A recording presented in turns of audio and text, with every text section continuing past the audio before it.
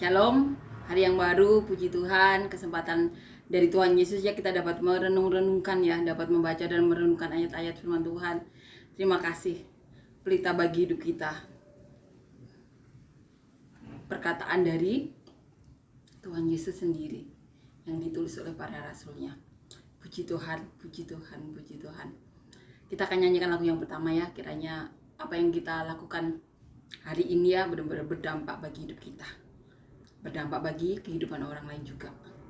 Kita berharap dan berdoa setiap ayat-ayat firman Tuhan yang kita baca udah jadi terang bagi hidup kita dan orang-orang. Amin ya. Amin. Kita akan nyanyikan lagu yang pertama.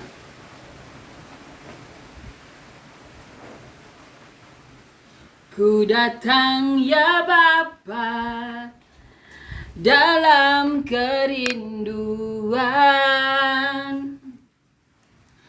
memandang keindahan-Mu. Ku berikan segalanya, semuanya yang ada. Ku ingin menyenangkan hati-Mu, oh Tuhan. Jadikan aku indah yang Kau pandang mulia, seturut karya-Mu di dalam hidupku. Ajarku berharap hanya kepadamu, taat dan setia kepadamu Tuhan. Amin ya. Amin. Kita akan membaca dan merenungkan ayat firman Tuhan di Kisah Para Rasul pasal yang kelima ayat 12 sampai 16. Judul perikopnya tanda-tanda dan mujizat-mujizat.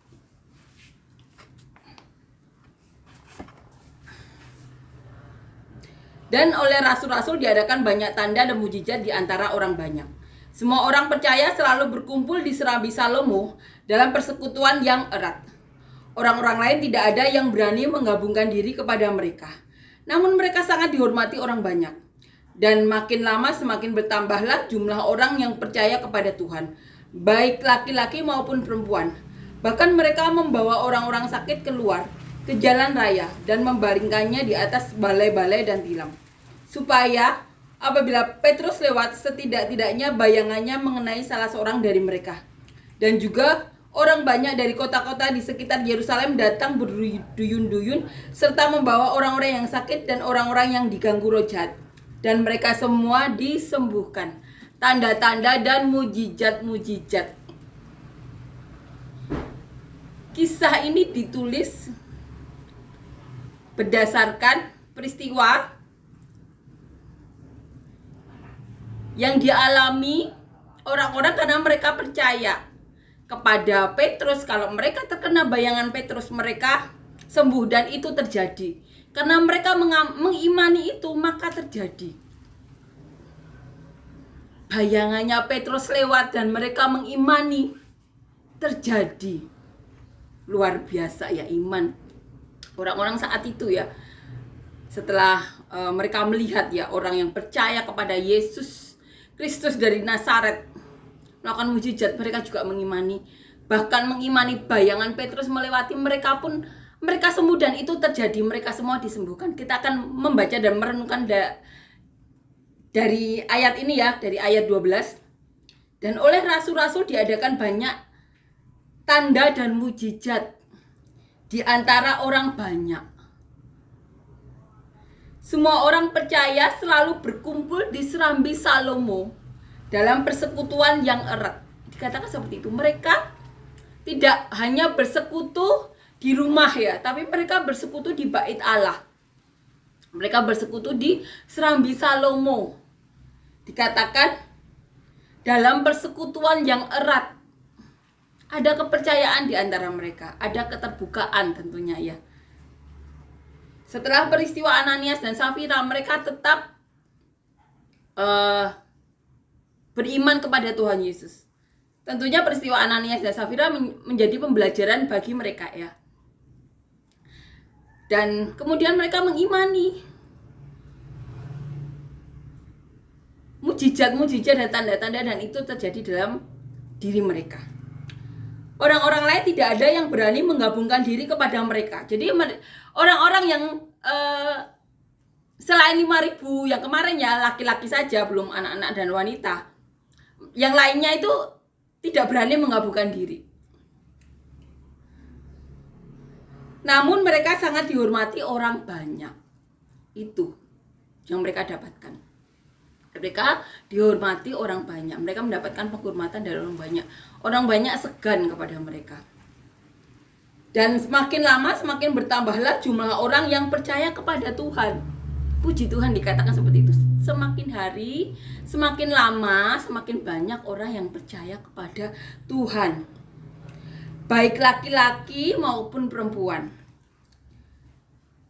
Bahkan mereka membawa orang-orang sakit keluar ke jalan raya dan membaringkannya di atas balai-balai dan tilam, supaya apabila Petrus lewat, setidak-tidaknya bayangannya mengenai salah seorang dari mereka. Iman mereka. Mereka menaruh orang-orang di atas balai-balai dan tilam. Dan mereka berharap apabila Petrus lewat,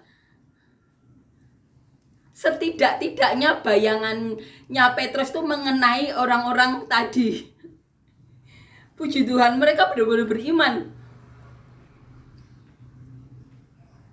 Dan juga orang banyak dari kota-kota di sekitar Yerusalem datang berduyun-duyun serta membawa orang-orang yang sakit dan orang-orang yang diganggu roh jahat. Dan puji Tuhan, di sini dikatakan dan mereka semua disembuhkan. Puji Tuhan. Mereka melihat peristiwa-peristiwa, mujizat-mujizat. Di Serambi Salomo saat Petrus dan Yohanes ya mau masuk ke bait Allah, melewati seorang yang lumpuh ya, sudah 40 tahun sejak lahir, lumpuh, cacat. Kemudian mau meminta sedekah kepada Petrus. Petrus berkata, emas dan perak aku tidak punya, tetapi dengan nama Tuhan Yesus, dengan nama Yesus Kristus dari Nazaret berjalanlah, dan mujizat itu terjadi dan mereka semua saksinya. Tidak bisa disembunyikan. Karena apa? Orang ini yang minta sedekah kemudian mendapatkan mujizat ini setiap harinya ada di gerbang indah tersebut di Serambi Salomo. Orang-orang sudah hafal ini karena apa? Biasa meminta sedekah. Dan saat orang ini bisa jalan, tentunya orang yang biasa ke bait Allah langsung imannya meloncat ya. Mereka benar-benar iman mereka dibangkitkan. Karena dengan mata dan kepala mereka sendiri, orang yang dia tahu cacat sejak lahir, bahkan sudah berumur 40 tahun bisa jalan. Dan karena peristiwa-peristiwa ini ya, setelah peristiwa Ananias Safira juga, sebelumnya juga dikatakan banyak tanda-tanda dan mujizat ya. Sebelum bayangan Petrus ini ya, mereka semakin beriman ternyata, puji Tuhan. Dan iman mereka, bahkan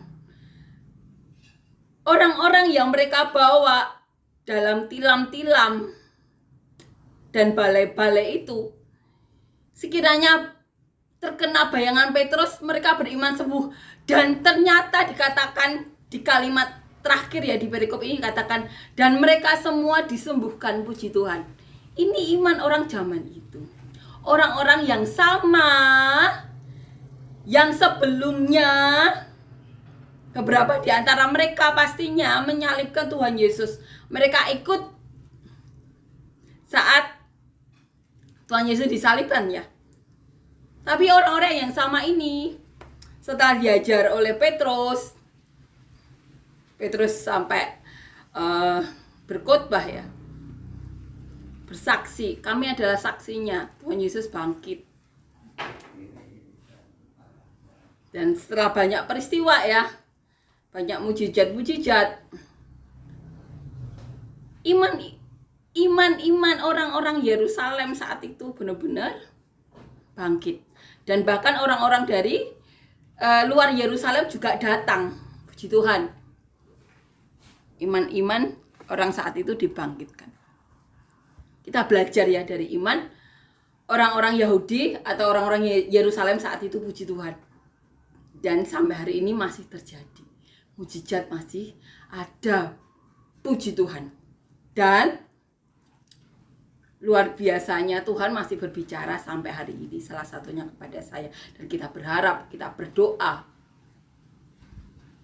masih banyak lagi orang-orang yang bisa merasakan Roh Kudus berbicara kepada mereka.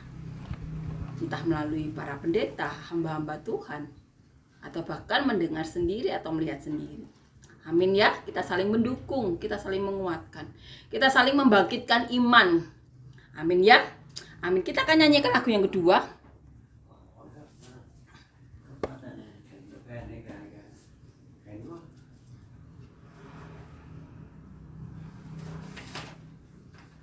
Kemuliaan bagi Tuhan di tempat maha tinggi, Kau Raja diagungkan dan dipuji.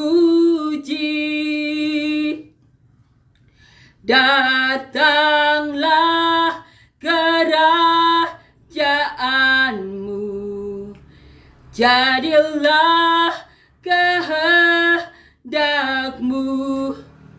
Seluruh bumi penuh kemuliaan-Mu. Amin ya, puji Tuhan. Amin.